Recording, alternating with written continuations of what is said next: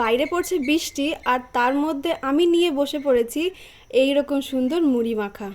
High, এই সিরিজের 3 নম্বর এপিসোডে আজ আমি বানাবো ডিলিশিয়াস মুড়ি মাখা। তো চলো বানাই।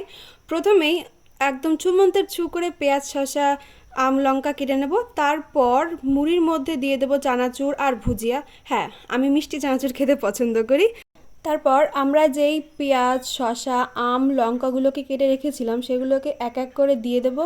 আর দিয়ে দেওয়ার পর ভালো করে মাখতে হবে যাতে পুরো জিনিসটা একসঙ্গে মেখে যায়। আর এরপরে আসবে আমাদের শো স্টপার আম তেল। ব্যাস, আম তেলটাকেও দিয়ে দিতে হবে এর মধ্যে। তোমরা যেরকম তেল খেতে পছন্দ করো সেরকম দিতে পারো, আর তার সঙ্গে আমও দিয়ে দিও 2-3টে। ব্যাস, তারপরে ভালো করে এটাকেও মেখে নিতে হবে। আর মেখে নেওয়ার পর এর মধ্যে আমরা দেব আমার মায়ের হাতের তৈরি তেঁতুলের আচার। কি দারুণ টেস্ট, এটা কি বলবো।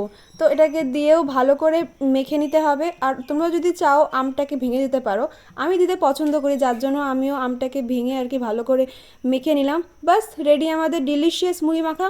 বাইরে বৃষ্টি আর তার মধ্যে এরকম মুড়ি মাখা এনজয় করো। বাস, আজকের জন্য এটুকুই।